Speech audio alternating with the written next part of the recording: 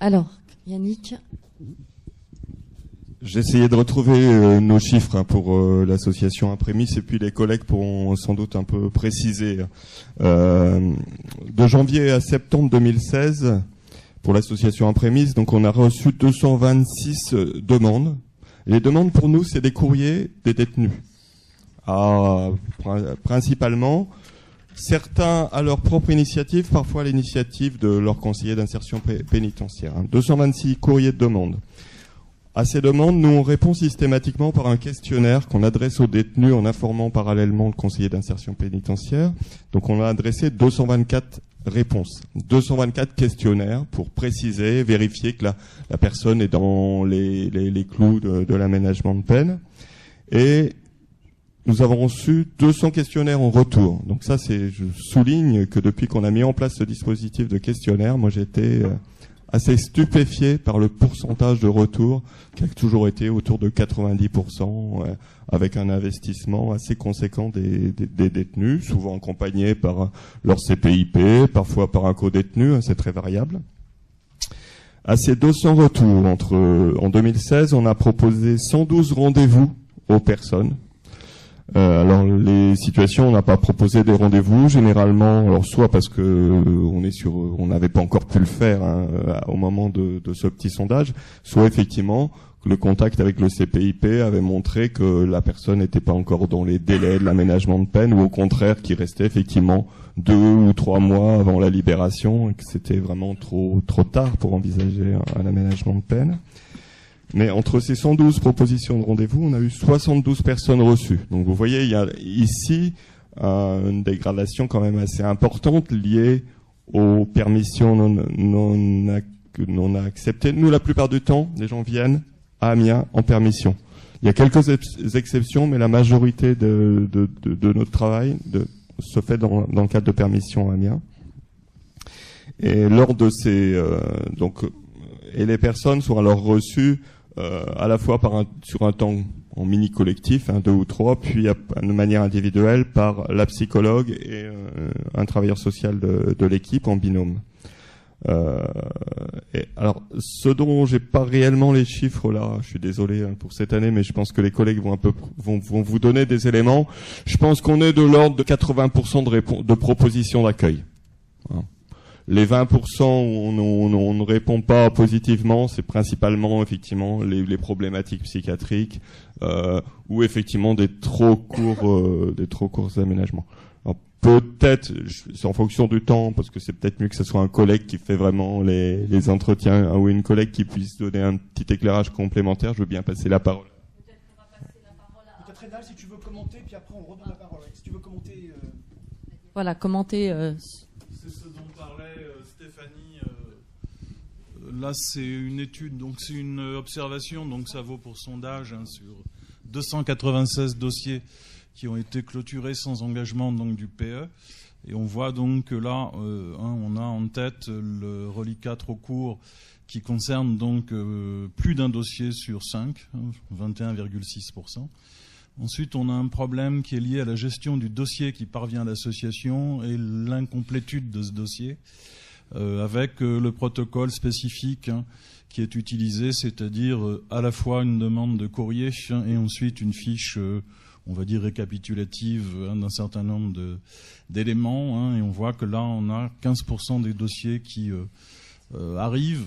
Alors après, on a... une rubrique, là, changement de projet. Alors, j'ai pas le détail, ça, par contre, de ce qui se passe derrière. Donc là, il faudrait que les assos réagissent. Et puis, on voit qu'on a aussi, quand même, la 15% sur refus à l'audience, transfert et libération. Et en fait, surtout, ce qui est aussi intéressant à remarquer, c'est qu'en fait, l'absence de place est vraiment un facteur très marginal, puisqu'il ne représente que 1,7%. Et puis on a donc, vous voyez, bien sûr, les absences de permission de sortir là qui vont rendre impossible l'étude de faisabilité, mais qui restent assez marginales, en tout cas sur cet échantillon. J'insiste sur le fait que précisément c'est pas un échantillon au sens scientifique du terme, puisque là c'est juste une collecte en quelque sorte, mais je pense que ça donne un aperçu en tout cas de ce qui se passe. On voit qu'en fait les problèmes liés, à l'état psychiatrique ou à un degré d'agressivité manifeste trop élevé, finalement sur cet échantillon, ça représente assez peu de dossiers, hein, même s'ils sont là, hein, mais seulement 3,7. Donc on voit bien que le premier critère, c'est quand même le délai trop court et peut-être le problème de cette procédure au départ, hein, on en a déjà parlé, hein, bien sûr, c'est la qualité aussi des liens entre le SPIP, l'ASSO et les modes de transmission des éléments qui peuvent permettre à l'association de déclencher et de se mobiliser sur une étude de faisabilité, quoi. Donc on voit qu'il y a quand même là, voilà, il me semble, des éléments qui sont assez repérants. Voilà, je me tais parce que je reparle de tout ça cet après-midi. Alors. Je sais pas au niveau de... Après, Rémi, s'il y avait une première... Il y avait encore une réaction? Oui. Oui, bonjour, Myriam de Cru-Chanel, juge de l'application des peines à Beauvais. Ça serait intéressant de savoir aussi, peut-être encore affiner ce tableau, savoir quels sont les projets qui n'ont pas pu aboutir parce que le détenu n'a pas eu sa permission de sortir. Moi, j'interviens sur un centre de détention et c'est vraiment une très très grosse difficulté, la permission de sortir. C'est vraiment le premier pas, hein, pour accéder à un placement extérieur, puisqu'il faut aller rencontrer la structure d'hébergement, la structure de placement extérieur. Or, pour un centre pénitentiaire comme Liancourt, qui est assez isolé, des personnes qui sortent, qui ont fait des années de détention sans avoir une seule permission de sortir, parce qu'il n'y a pas de famille, parce que voilà, ils ont un profil compliqué. Il y a vraiment une grosse difficulté à avoir ce sésame, la permission de sortir. Et c'est souvent là que déjà le placement extérieur ne pourra pas se faire. Quand bien même le juge de l'application des peines prend le risque de la permission de sortir, il y a un appel du parquet et très souvent ça va pas plus loin. Donc ça serait intéressant de savoir peut-être des chiffres.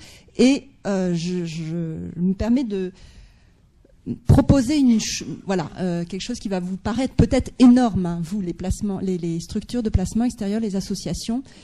Pourquoi ne pas envisager que vous entreteniez au moins le premier entretien avec le détenu en visioconférence?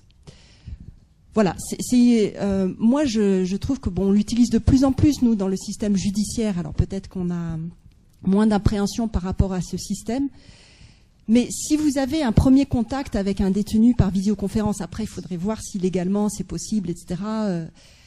Ça vous permettrait déjà de dire oui, on peut travailler avec cette personne et de rassurer les acteurs, hein, judiciaires, pénitentiaires, pour qu'il y ait peut-être dans un second temps une sortie, une permission de sortir. Mais voilà, c'est une piste que je voulais lancer. Alors, si je peux... Merci pour cette piste-là. Juste en complément par rapport à ce que vous disiez, souvent on voit que la question des permissions de sortir aussi, elle tient compte, c'est la question aussi des expertises psychiatriques, oui, avec la difficulté de trouver des experts, d'avoir la longueur des expertises qui souvent gêne la question des permissions de sortir. Et vous avez raison de dire que la question des permissions de sortir, elle est d'autant plus importante qu'effectivement, ça permet aussi à la personne de se rendre compte, de vraiment pouvoir véritablement se projeter dans le lieu où elle pourrait être amenée à vivre. C'est une évaluation donc par la personne, et on parlait de responsabilisation tout à l'heure, c'est important.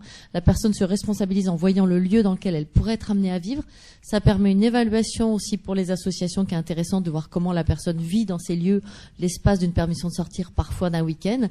Et ça permet aussi à la personne souvent de se renseigner auprès de ses pairs, parce que c'est pas tant auprès des professionnels qu'on vient chercher l'information de comment ça se passe ici, c'est auprès des pairs. Et la parole des pairs, elle est PAIR, bien sûr, elle est extrêmement importante. Et donc, c'est vrai que cette question des permissions de sortir, elle est intéressante. Et pourquoi pas, effectivement, cette question, je trouve, on a encore du mal et on n'est pas dans la culture de la vision conférence. Néanmoins, elle arrive de plus en plus pour à la fois les aspects médicaux, mais aussi pour les aspects de justice. C'est vrai que ça serait intéressant que vous puissiez répondre à cette proposition-là. Voilà, je passe la parole. Alors, moi, ce que j'ai envie de dire, je suis juge de l'application des peines aussi à Lille et présidente de l'Association nationale des juges de l'application des peines, c'est que je pense que la permission de sortir, elle est aussi absolument indispensable pour le juge, pour savoir si on est bien dans le bon projet et pour percevoir si la personne est en capacité, justement, ce jour-là, d'aller jusqu'à l'association, dans quelles conditions, comment elle va vivre cette réalité-là. Et cette permission de sortir, si elle est accompagnée, que ce soit par l'association ou par un CEPIP, eh bien, ça permettra à chacun de voir les choses autrement.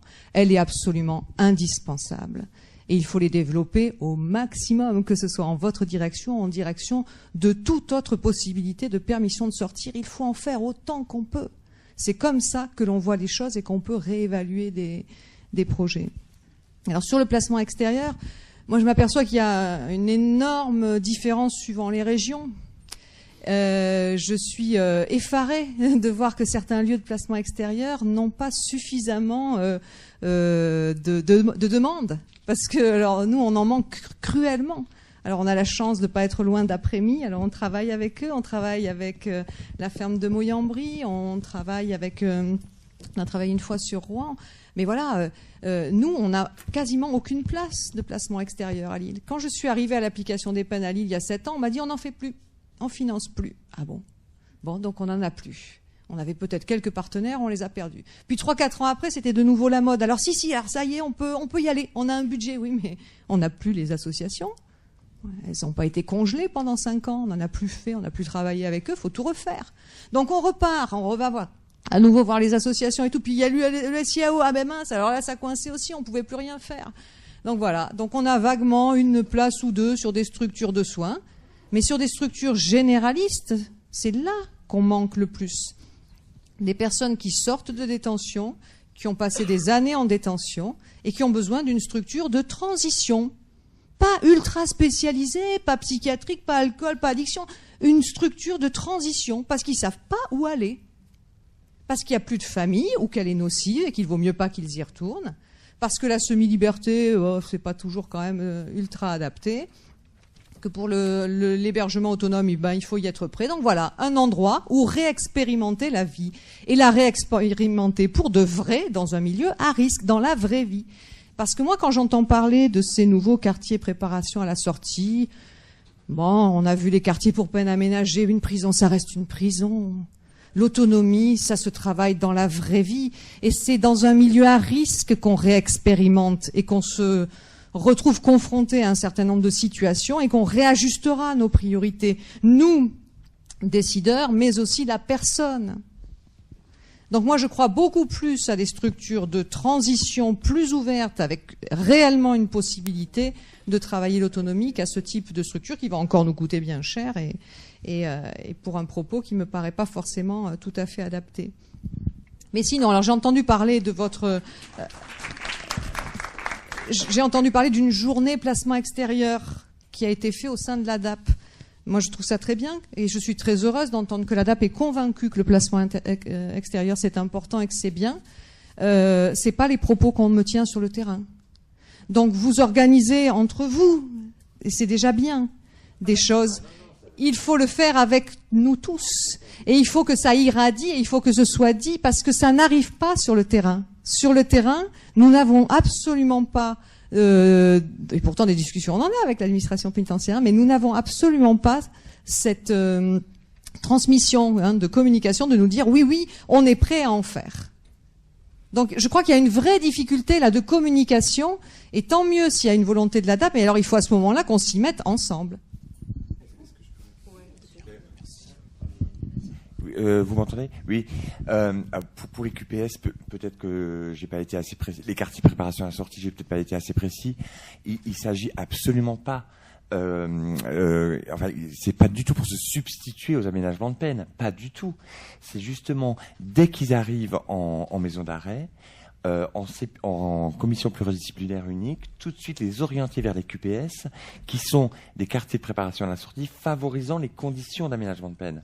Donc c'est très important, c'est-à-dire que ils seront dans des près de bassins d'emploi, avec des transports en commun, et avec des structures permettant et avec comment dire une fluidité une architecture permettant la fluidité des mouvements. C'est pas se substituer aux aménagements de peine.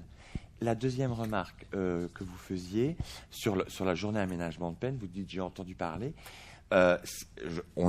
j'insiste, c'était une journée avec les terrains. Alors, ce qu'on appelle les terrains, mais c'était surtout pas une journée entre DAP. Je vous en aurais même pas parlé parce qu'on en fait des journées entre bureaux.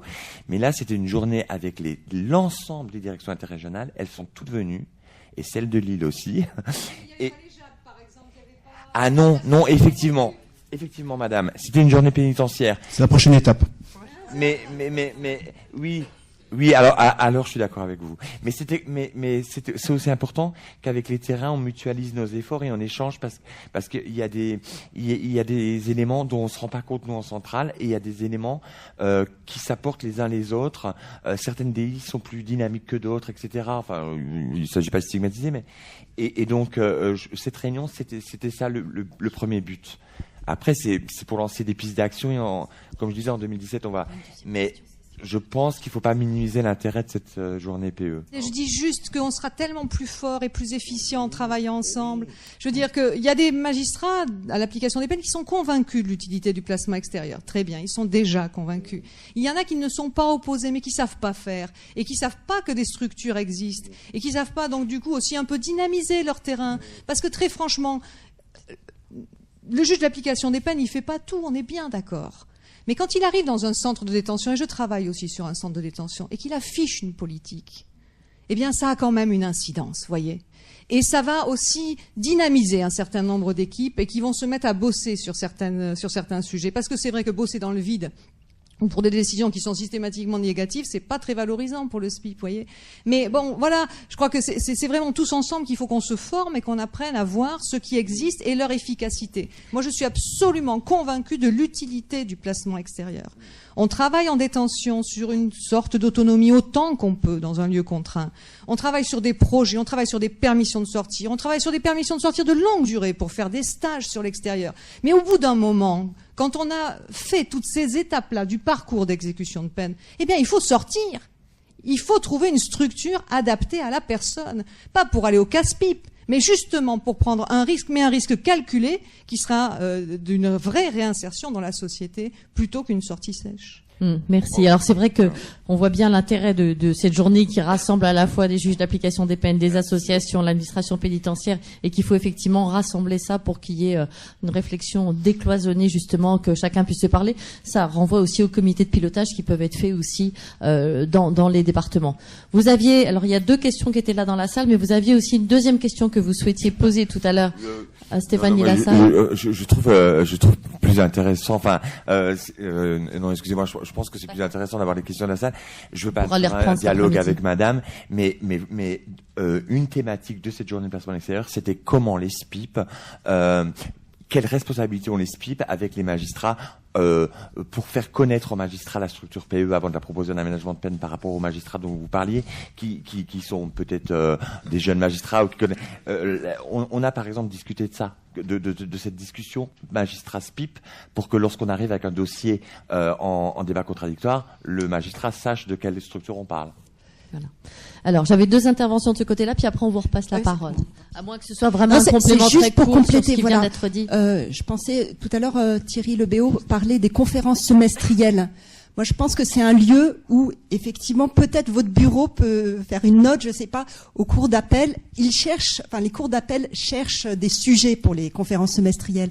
Donc, presque imposer, je ne sais pas, qu'une des conférences semestrielles dans les 2 ans qui viennent, là, soit sur le placement extérieur, et inviter les associations de placement extérieur. Pour avoir été en cours d'appel et à organiser ces conférences, on est parfois un peu démunis de quoi on va parler. Donc voilà, essayez de suggérer ce... Alors, les conférences régionales, effectivement, c'est une thématique qu'on suit avec la direction des affaires criminelles et des grâces. Oui. Donc, effectivement, c'est une thématique dont on peut tout à fait saisir dans le cadre de la déclinaison du travail qu'on a engagé. Justement, là, suite à la journée EPE, je suis désolée qu'on remette ça, parce qu'on a bien compris que vous nous accusiez de faire ça entre nous, mais on a eu récemment un retour d'une direction interrégionale qui nous a indiqué que ce sujet venait d'être inscrit à l'ordre du jour, le placement extérieur venait d'être inscrit à l'ordre du jour de la prochaine CRS. Voilà. J'ai compris ce que vous dites. Il faut que ça soit une impulsion beaucoup plus, une impulsion nationale pour qu'il y ait un vrai échange partout.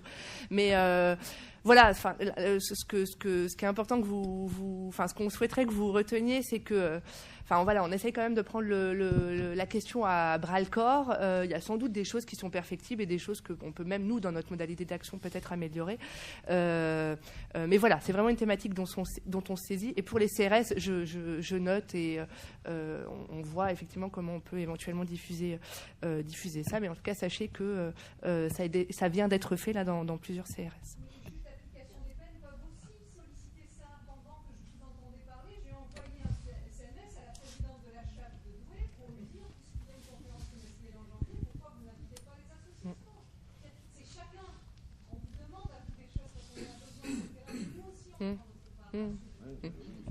Bien, on va peut-être reprendre les questions. Il y avait 2 questions. Une question, Jean-Philippe Renard, directeur du service socio-judiciaire Anne de l'association Réalise sur Nancy, donc sur la grande région Est. Je voudrais, pour ne pas tomber dans le pathos, parce que je suis en pleine crise de mon service, justement parce que je dois me réadapter par rapport à tout ce qui a été dit depuis le début, et je loue effectivement les constats, les remarques des présidents, mais de tous les intervenants.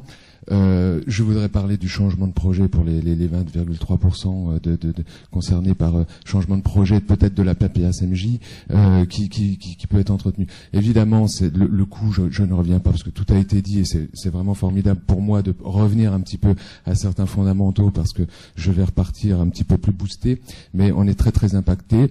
Et ce changement de projet, effectivement, je constate aussi que le détenu fait aussi le choix. Par exemple, là, je voudrais témoigner de l'entretien que j'ai eu il y a encore 2 jours. La personne disait, je vais pas retourner en CNE pour pouvoir proposer un placement extérieur probatoire et une libération conditionnelle. Je vais attendre encore un petit peu, attendre un PE de fin de peine, etc. C'est-à-dire que c'est des personnes qui sont véritablement actrices de leur projet et qui en connaissent presque davantage que nous sur leur quotidien au niveau du milieu pénitentiaire. Je ne parle pas des stigmatisations, etc., mais des bilans qu'on peut faire de ces entretiens aux magistrats du siège, pardon. Ils sont à proximité de notre bureau, donc je vais dire voilà. Les bilans qu'on peut leur retourner avec effectivement, en essayant d'être très objectif sur l'éventualité de la bonne préparation ou pas du projet. Voilà. Là, ce que je veux dire pour ne pas, et je sais que je suis très très, vous pouvez sentir mon émotion de pouvoir effectivement essuyer cette crise-là en ce moment. Je ne sais pas de quoi l'avenir sera fait, et je suis très très content d'entendre aussi des propos de magistrats de l'application des peines aussi positifs, madame, parce que effectivement je sais combien notre adaptation à notre service au regard de notre prévisionnel qui ne peut afficher un déficit aussi important pour 2017 nécessite de ma part une réorganisation de mon service. Je perds en crédibilité. Je pense que dans ces tableaux-là, on en discutera cet après-midi, il est très important aussi de pouvoir perdre en crédibilité, en confiance vis-à-vis du magistrat. Et je suis, quand je les ai rencontrés, que je leur ai affiché ça, ils m'ont dit, mais vous mettez une balle dans le pied, excusez-moi de la trivialité. Je rencontre les directions de SPIP qui me disent exactement la même chose. Et je pense qu'il y a quand même, comme ça a été dit tout à l'heure, une responsabilité partagée, aussi bien de l'association qui va prendre en charge ces personnes-là, et particulièrement aussi une responsabilité du détenu même, parce que ça dépend aussi de sa capacité à s'inscrire dans ce projet à long terme. Et je pense qu'effectivement, malgré le partenariat qui est nécessaire avec le CEPIP, on va être quand même très très très engagé. Alors non seulement on va dire sans être financé pour toute la préparation, ça on l'a dit tout à l'heure, mais en même temps tout au long de la mesure, de l'exercice de la mesure. Cette responsabilité, je me suis entendu dire qu'elle revenait exclusivement au SPIP. Et là, vous voyez que de sortir d'une réunion où on fait un maximum pour pouvoir pérenniser l'activité, même si on perd effectivement pas en qualité, mais en nombre d'effectifs, et que je suis obligé d'opérer un prévisionnel au regard, non pas de l'agrément de 30 PPSMJ que j'ai, mais des 16 en moyenne que j'ai eu depuis 2015 et 2016, ce qui me permet effectivement d'adapter mon équipe au regard de ça, et l'impact que ça a sur les juges, qui nous connaissent depuis 10 ans, et qui me disent, mais qu'est-ce que vous faites, monsieur le directeur, vous mettez cette balle dans le pied aussi. Alors, je comprends effectivement qu'on perde en crédibilité, en confiance vis-à-vis de ces magistrats, parce que pourquoi d'un coup ce changement et les décideurs sont pas les payeurs, mais effectivement, enfin voilà, il y a aussi cette perte de crédibilité qui, à mon avis, va me permettre de prouver encore, et je ne sais avec quel engagement et énergie dépensée pour pouvoir prouver cette volonté malgré tout de pouvoir répondre à des financements qui sont délicats, qui sont complexes, mais en même temps avec une volonté de vouloir pérenniser l'activité. Merci. Juste parce que moi j'ai senti l'émotion dans ce qu'il disait, en fait, donc il est obligé de réorganiser un service qui était basé sur 30 places mais qui a été sous-alimenté pendant une certaine période avec une moyenne de 16 places, ce qui fait que les contraintes financières obligent l'association, et donc on en a parlé depuis ce matin. Finalement, c'est une disparition sur un territoire d'un potentiel de PE, et on l'a évoqué à maintes reprises sous diverses formes depuis ce matin. Je veux bien faire une petite intervention, sauf s'il y a une question. Voilà. C'est plus une remarque.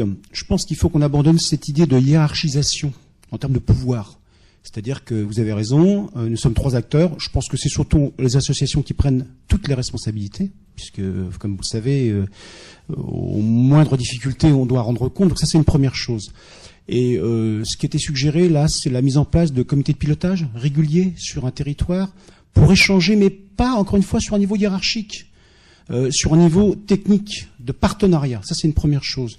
Deuxième chose, ce qui est compliqué aujourd'hui et au niveau peut-être des magistrats, de certains magistrats, c'est de pas arriver à intégrer comment se structure financièrement l'activité. Et à chaque fois, c'est un peu l'échappatoire. C'est-à-dire, c'est pas notre souci. C'est-à-dire que nous, alors, bon, je sais que le président a eu des mots malheureux, sans doute, pour qualifier les magistrats. C'est pas du tout ce qu'on pense. Mais à un moment donné, on peut plus, en 2016, intégrer que la décision du magistrat, elle est souveraine. Alors que derrière, effectivement, il y a des organisations de politique gouvernementale. Donc ça veut dire qu'à un moment donné, quand on confronte ces difficultés, il ne s'agit pas pour nous d'aller chercher de l'activité pour remplir. Voilà. Et sur un dernier comité de pilotage, les magistrats nous ont dit, mais nous, il y a autant de placements extérieurs. Sauf que ce qu'ils avaient oublié, c'est que c'était des placements extérieurs très courts et qu'au total, il y avait peut-être 600, 700 jours de moins. Voilà. Donc ça, je pense qu'il faut que les magistrats, on parlait de pédagogie aussi, qu'on puisse faire œuvre de pédagogie auprès de ces magistrats pour qu'ils entendent effectivement que on n'est pas là pour se nourrir, on sait faire autre chose, mais qu'ils entendent la complexité et que chacun avance un petit peu. Est-ce qu'il y avait il y avait une question par ici, non? Non? Parce que c'est vrai que sur ces questions, juste pour rebondir sur ces questions de durée, en tout cas, c'est vrai que la durée des placements, c'est pas parce que les associations n'ont pas envie de travailler par rapport à des durées extrêmement courtes, mais c'est tout simplement parce que on ne peut rien construire en quelques journées, avec notamment la question des remises de peine supplémentaires aussi. On sait bien que quand quelqu'un doit venir sur 3 mois, eh bien c'est 3 mois, ça va plutôt être 1 mois et demi et 2 mois, et que rien ne peut réellement être bâti, et que ce serait du coup aussi perdre une forme de crédibilité que de ne pas avoir pu construire quelque chose suffisamment avec quelqu'un qu'on remet sur le trottoir. C'est extrêmement frustrant, extrêmement difficile de faire ça, et d'où effectivement le souhait de bénéficier au moins de 3 mois effectifs pour vraiment pouvoir travailler. Et cette question des courtes peines, elle reste très compliquée parce qu'effectivement, si on est dans ces courtes peines, le travail, c'est effectivement faire œuvre de pédagogie pour que ce soit réellement anticipé avec suffisamment de temps et qu'on puisse avoir le temps de construire quelque chose avec une personne. Excusez-moi, je rajouterai quelque chose que j'ai oublié, c'est pour pouvoir répondre, les magistrats d'aménagement des peines m'ont dit combien avez-vous de demandes, enfin c'est toute la question que vous développez tout à l'heure, monsieur le directeur de la prémisse, sur le nombre les ratios. Les ratios, les résultats, combien, voilà, ce que vous disiez tout à l'heure, Stéphanie, les 23% de demandes abouties. Pouvons-nous faire du surbooking? Et comment pouvons-nous l'entendre au regard de la réalité des projets qu'on va devoir porter avec le SPIP, et faire en sorte qu'au débat des contradictoires, la PPSMJ puisse la défendre avec force et avec pertinence au regard de tout ce que on aura préparé en termes de faire converger l'insertion par le travail et l'insertion par le logement. On ne peut pas être crédible de vous présenter, mesdames les magistrates, 60 mesures alors que je n'ai que 16 lits. Enfin, 16. Vous me comprenez? Parce que effectivement, on se veut d'être pertinent, objectif, réaliste, et je ne peux pas me permettre ça. Dites-vous bien qu'effectivement, avec certains directeurs SPIP, on s'était dit, proposons à ce moment-là deux mêmes projets pour deux projets de travail, de mise à disposition de travail différents pour le même logement. Et j'aurai au moins une sur deux peut-être qui aboutira, mais c'est pas possible ça.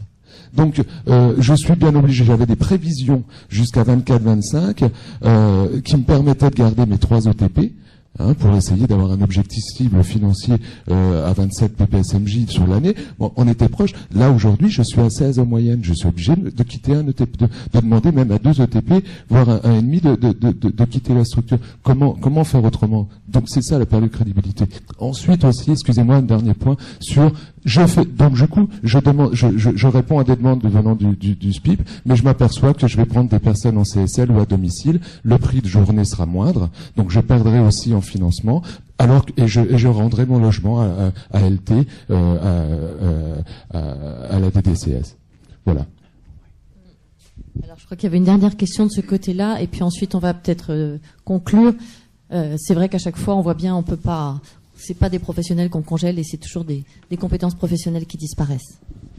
Je voulais juste revenir sur la question de la durée qui me paraissait intéressant, y compris dans le propos de Madame Lapointe au tout départ, lorsque vous aviez observé que la durée des placements extérieurs, dans un premier temps, avait augmenté et là stagné. Je voulais juste vous interroger sur le fait de savoir si c'était une question qui avait été évoquée, discutée dans le cadre de votre journée de septembre, parce que dans la direction interrégionale, et Isabelle a connu ça avec moi, le directeur interrégional, il y a quelques années, a vraiment voulu nous dire assez fortement: je ne souhaite pas que les placements extérieurs durent plus de 6 mois pour des raisons pour que le maximum de détenus puissent en bénéficier. Et effectivement, pour notre part, compte tenu surtout des phénomènes qui ont été indiqués de réduction de peine et de la fragilité d'une partie importante des publics qu'on accueille, on pense que c'est dommage. C'est-à-dire que pour certains publics, 3 à 4 mois ça peut convenir, ça peut satisfaire, mais pour d'autres, il faut 1 an. Donc, c'est vrai que c'est un sujet, enfin je pense qu'Isabelle en est témoin, c'est un sujet sur lequel on sentait qu'il y avait un point de désaccord entre nous et monsieur Alain Jagot, le directeur interrégional, et d'où l'intérêt, je pense, que cet échange-là puisse se poursuivre. Vous me demandez si ça avait été évoqué. Non, ça n'a pas été évoqué en tant que tel. Ce qui a été évoqué, c'est comment on oriente et sur quel reliquat, sur quel besoin, et on en revient toujours aux fondamentaux, que c'est l'évaluation des besoins qui fait qu'on oriente la personne, et que du coup, le reliquat de peine n'est pas en tant que tel un critère d'inclusion ou d'exclusion. Enfin, voilà. Mais très bien, c'est noté votre préoccupation. Alors peut-être, avant de vous dire le mot de la fin, peut-être dire que, comme vous ne serez pas là cet après-midi, donc on va présenter effectivement les résultats sur des indicateurs. Alors, ces indicateurs, ce sont 12 indicateurs. Ils sont à partager. Et ça, c'est une demande que nous avons fait il y a quelques années donc à l'administration pénitentiaire pour dire à un moment donné, il faut les superposer, qu'on ait les mêmes indicateurs pour avoir les mêmes éléments statistiques. Alors, ça n'a pas été possible parce que je pense qu'il y avait d'autres chantiers au niveau de l'administration pénitentiaire, notamment sur les cœurs de métier, mais ça, on l'a bien compris. Mais je pense qu'on aurait tout intérêt à ne pas trop tarder au début de l'année 2017, puisque il y a eu un premier travail d'approche qui avait été fait, mais qui était un peu compliqué, parce que c'était, à notre sens, des indicateurs qui étaient un peu subjectifs. C'est-à-dire que lorsque, dans un indicateur, on demande à un DSPIP un peu sur l'appréciation de l'association, c'est compliqué, quoi, parce que vous savez ce qui se joue derrière, voilà. Donc l'idée, c'était que après, effectivement, les résultats que va nous livrer donc Rénal Brézat cet après-midi, qu'on puisse se revoir, les partager et de fait essayer d'intégrer aussi vos propres indicateurs qui sont importants, de façon à ce qu'on ait des indicateurs communs. Ça permettrait effectivement après de s'appuyer réellement sur des échanges, des négociations sur les conventions. Voilà, en tout cas, c'est un vœu que l'on fait.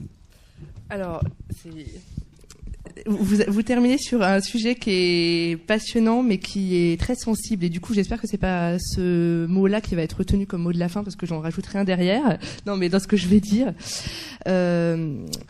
Alors, la question des indicateurs d'évaluation, pour nous, c'est une question fondamentale et on est convaincus comme vous, et puis c'est aussi ce qu'on porte d'ailleurs à l'égard de nos services, que la crédibilité du placement à l'extérieur nécessite de travailler sur son évaluation. Vous aviez fait cette demande à l'époque de nous rencontrer. Alors, il y a le contexte des travaux de l'administration pénitentiaire, mais il y a aussi ce que vous avez brièvement évoqué, et je sais que c'est un sujet sensible, y compris pour nous, mais pour nous tous, qui fait qu'on n'a pas pu donner suite à votre demande et que là je vous donne pas du tout une réponse, mais je vous donne juste le contexte qui a fait qu'on n'a pas pu donner suite et que si vous reformulez cette demande, il me semble qu'on est toujours un peu dans le même contexte, mais on va en parler. Donc ce contexte sensible, c'est ce dont vous avez parlé en 2006, qui est très délicat, qui vous faisait référence au marché public. Alors, juste pour éclairer tout le monde, même si tout le monde est parfaitement informé, je l'imagine, on sait qu'il y a une analyse de Bercy qui indique que les prestations de placement à l'extérieur doivent être soumises au marché public. La soumission au marché public, on n'y est pas. Je ne vais pas du tout vous annoncer là, on passe au marché public, pas du tout. Et simplement, c'est une décision politique et dans l'attente, les modalités de travail sur certains points particuliers sont adaptés parce que sur cette question-là, mais du coup puisque vous m'avez pas autant que je sois claire, complète dans ma réponse sur cette question-là, comme sur la question du prix de journée, sur laquelle l'administration pénitentiaire ne souhaite pas du tout dire que ce prix il mériterait sans doute qu'on se repenche sur le fait qu'il y a 11 ans maintenant presque 11 ans qui est passé derrière nous. Simplement, pour travailler avec vous sur ces questions, parce qu'on veut travailler avec vous sur ces questions, parce que c'est fondamental. D'une part, déjà, il n'y a pas que la Fédération Citoyen et Justice, mais ça, je sais que vous êtes parfaitement ouvert à travailler avec les autres, et puis d'autres. D'ailleurs, vous disiez que d'autres représentants étaient dans la salle. Mais cette question des marchés publics est une épine dans le pied parce que dans l'attente de la décision, d'une décision qui pourrait être prise là-dessus politique, les modalités de travail s'en trouvent touchées parce que soit il n'y a pas de marché public et donc alors là on fait des réunions de travail, on fait un groupe de travail, on se voit comme vous aviez fait en 2006 pour le prix de journée, mais c'est aussi pour les indicateurs d'évaluation. Soit il y a un passage à la commande publique et là on peut plus travailler dans les mêmes conditions. Voilà. Donc ce que je voulais vous dire, c'est que on est très sensible au travail que vous faites et on est convaincu que c'est indispensable pour rendre le placement extérieur encore plus crédible et en promouvoir son développement. Sur la demande que vous faites, mais du coup, là, je réponds à votre question, mais après, on pourra sans doute en reparler après dans des échanges peut-être plus binaires, j'allais dire.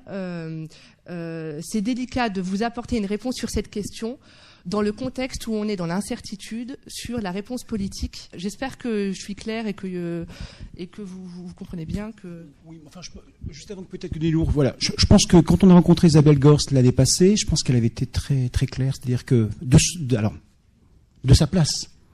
En tout cas, je dis pas qu'elle balayait cette orientation-là, mais ce qu'elle semblait dire, c'est que pendant un long moment, beaucoup ont fantasmé sur l'idée qu'il y avait pléthore d'associations disposées ou dans l'apathie par rapport à ces publics-là.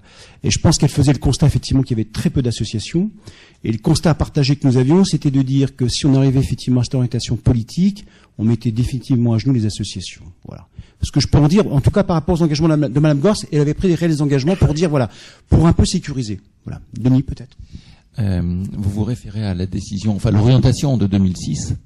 Je me réfère juste parce que Monsieur Fournier en avait parlé tout à l'heure en introduction, mais après 2006, il y a eu de nombreuses réunions et on avait contesté la décision de Bercy et l'orientation, surtout que il y a eu une réunion à Bercy où on leur avait quasiment dit que c'était par méconnaissance en fait du fonctionnement de cette mesure qu'ils avaient pris cette décision et ils avaient remis en fait en question l'orientation qu'ils avaient donnée à l'époque. Et c'est en 2014 qu'on a reçu Isabelle Gorst et où elle avait été très claire, où elle avait dit pas question que la mesure de placement extérieur soit soumise au Code des marchés publics. Donc on est peut-être sur une autre orientation là, mais je ne suis pas sûr que ce soit une décision politique. Pour moi, c'est une décision technique. Je ne vois pas comment une mesure qui a une multiplicité de financement et qui n'a pas qu'un seul financeur puisse être soumise au Code des marchés publics, puisque le Code des marchés publics, il faut qu'il y ait un financeur unique. Or, la mesure de PE ne l'est pas, justement. On a bien vu tout à l'heure que on parlait de 15 financeurs. Non, mais vraiment que ce que j'ai non, mais j'entends bien non, mais même je le dis pour parce que je voudrais surtout pas que là après ça soit mal interprété ou c'était juste pour faire une réponse et du coup effectivement je suis un peu désolée pour redonner le contexte, mais je donne le contexte que j'ai à mon niveau, voilà. Donc c'était simplement pour donner quelques mots d'éclairage. Après, je suis pas du tout en train ni de prôner, ni de pas prôner, ni de faire un arbitrage, ni de faire une analyse. Vraiment pas du tout. Je redonnais juste le contexte par rapport à votre demande, par rapport aux indicateurs d'évaluation. Donc ceci étant dit. Sur ce sujet comme sur d'autres, nous, on est dans une attitude volontariste. On est prêt à travailler avec qui souhaite travailler sur ce sujet. Donc, voilà, dans le cadre d'action qui est le nôtre, dans les réserves qui peuvent être émises dans notre cadre d'action. Mais du coup, vous pouvez tout à fait saisir la direction de l'administration pénitentiaire pour de demandes que vous souhaitez mener à bout. Et voilà, et on vous répondra à un niveau autre qui est le mien, mais je peux, en mettant de côté tout ce contexte, je peux vous assurer, en tout cas de notre niveau d'engagement au niveau du bureau des aménagements de peine et des alternatives à l'incarcération, sur les développements des aménagements de peine en général et des alternatives. Et c'est d'ailleurs pour cette raison-là que la mission et le bureau a été créé, et c'est notre raison d'être. Donc on ne peut qu'être fortement engagé là-dedans, et particulièrement sur le placement à l'extérieur. Donc merci encore une fois de nous avoir invités et de nous avoir permis d'entendre encore une fois en direct toutes les réflexions que vous pouvez avoir, les difficultés auxquelles vous pouvez être confrontés, parce que ça vient de façon complémentaire avec les autres remontées qu'on peut avoir, et ça ne peut qu'alimenter les travaux qu'on va mener pour que ces difficultés elles puissent être mises de côté et qu'on puisse tous avancer en faveur du développement de cette mesure qui est indispensable pour les publics sur lesquels les magistrats ont à prendre des décisions et pour lesquels l'administration pénitentiaire et les associations les prennent en charge et réalisent leur accompagnement dans l'intérêt de la société et pour éviter la récidive. Écoutez, je crois que nous, on peut que vous remercier vraiment très très chaleureusement de toute l'attention qui a été la vôtre et de ce qu'on a perçu comme engagement très fort de votre place, vraiment de promouvoir cette mesure, et on ne peut que avoir ce travail en commun à poursuivre. Mais vraiment merci de non seulement de votre présence, mais vraiment de cette attention très forte qu'on a sentie, et je pense que certaines associations vont pouvoir repartir peut-être un peu plus ressourcées ce soir, et on va poursuivre tout à l'heure, et voilà. Merci à vous. Bonne fin de journée.